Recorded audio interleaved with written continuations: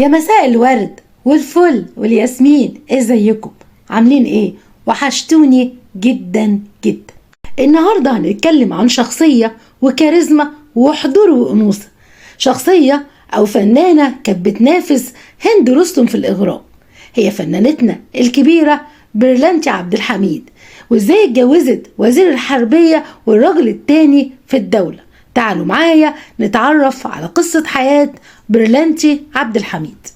اتولدت نفيسة عبد الحميد حواس في حي السيدة زينب في 20 نوفمبر 1935.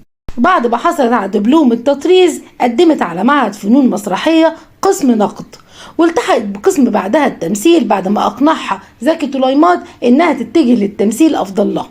فعلا قدمت مسرح في مسرحية الصعلوك، وشاهدها المخرج بيير زيريانلي واختارها إنها تكون في أول ظهور له في فيلم شم النسيم عام 1952. اتألقت جدا في السينما وشاركت في مسرحيات كمان بعد انضمامها لفرقة المسرح المصري الحديث، ومن المسرحيات قصة مدينتين والنجيل، وأهم أفلامها اللي قدمتها سر طاقية اللخفة، وكمان جواز في السر، والمعلمة أنصار، والهانب من ياما عمين، ومن الذي قتل هذا الحب، والعش الهادي. أفلام كتير ناجحة وجميلة. ورغم انها ظهرت في وقت نجمات متألقة جدا زي هند رستم اللي كانت بتنافسها وكان عندها كاريزما وفي الإغراء وفي الظهور، لكنها قدرت انها تخطف الأنظار بجمالها الساحر وكمان خفة ظلها. وكانت كمان بتنافس نجمات متألقات زي شادية ومريم فخر الدين ونادية لطفي. وطبعا كان من أهم الأدوار اللي جذب الجمهور لبرلانتي عبد الحميد لما اختارها صلاح أبو سيف في فيلم رايا وسكين، لأن الجمهور كان متعاطف معاها جدا، لأنها كانت بتحب الراجل الندل اللي هو شكري سرحان اللي ضحك عليها وجرجرها رايا وسكينة وكان عايز يموتها. فكل الجمهور كان متعاطف مع الشخصية دي جدا. أما عن حياة فنانتنا الشخصية فهي اتجوزت مرتين بس.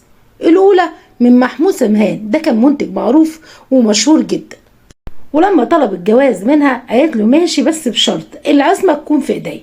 وفعلا أول ما اتجوزوا حست إن غيرته زادت قوي عليها وبقت فظيعة، ما قدرتش تستحمل واتطلقت، وطلبت منه إن هم يبعدوا عن بعض وطلقته لأن العصمة كانت في ايديها، لأن غيرته كانت شديدة جدا جدا عليها. أما الجوازة التانية فكانت من الراجل التاني للدولة، هو المشير عبد الحكيم عامر، اللي قرر إن هو يتجوزها، لكن لما يمر بكام اختبار يعمله له. وكان من الاختبارات إن صلاح نصر طلب إن هو يجندها معاه لكنها رفضت.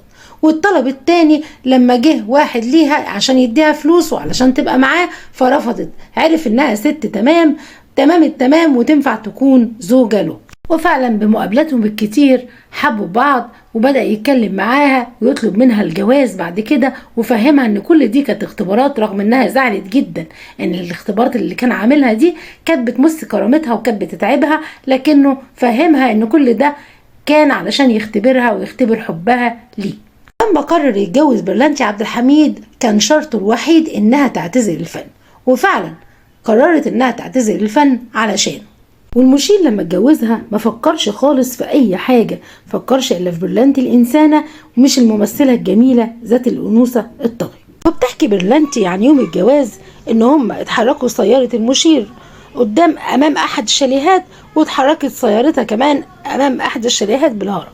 وبعد كده انطلقت زغروطة حلوة من والدة برلانتي عبد الحميد بعد كتب كتاب المشير وبرلانتي عبد الحميد، واصبحت برلانتي الزوجة الثانية للمشير عبد الحكيم عامر. المشير اصلا كان متجوز قبل برلانتي من بنت عمه زينب، وكان مخلف منها 7 اولاد، وخلف من برلانتي عبد الحميد ابنه الوحيد عمرو، وده الابن الوحيد اللي خلفه من برلانتي، لكن عنده 7 اولاد كان من زوجته الاولى زينب.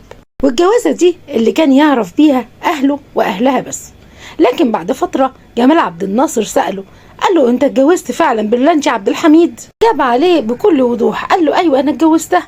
قال له طب يا ترى هي حلوه كده في الطبيعه؟ قال له انا ما اتجوزتهاش علشان حلاوتها، انا اتجوزتها عشان هي انسانه وهنتني عن كل صداقه الرجاله، وكمان علشان ثقافتها.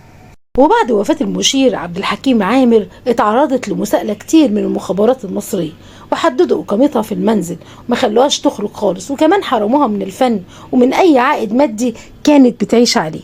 فكانت حياتها صعبة جدا من بعد المشير عبد الحكيم عامر. لكن بعد فترة عملت فيلم مع محمود ياسين، هو فيلم العش الهادي 1976، وشوية أعمال تلفزيونية قدرت إنها تاخد بيها شوية فلوس تقدر تعيش بيهم. ألفت برلنتي عبد الحميد كتابين، هو المشير وأنا والطريق إلى قدري إلى عامر. وظهرت برلنتي عبد الحميد مع دكتور عمرو الليثي في برنامج واحد من الناس، وحكيت فيه كل حاجة من أول ما اتعرفت على المشير عبد الحكيم عامر لحد ما تخلصوا منه. وتوفت برلنتي عبد الحميد في 1 ديسمبر 2010 بمستشفى القوات المسلحة بالمعادي عن عمر 75 سنة بجلطة في المخ. رحم الله برلنتي عبد الحميد. وصلت لنهاية الفيديو، اوعى تنسوني في لايك واشتراك بالقناة، واذكروا لي ايه اهم فيلم عملته برلنتي عبد الحميد انتوا حبيتوه. بشكركم شكرا جزيلا.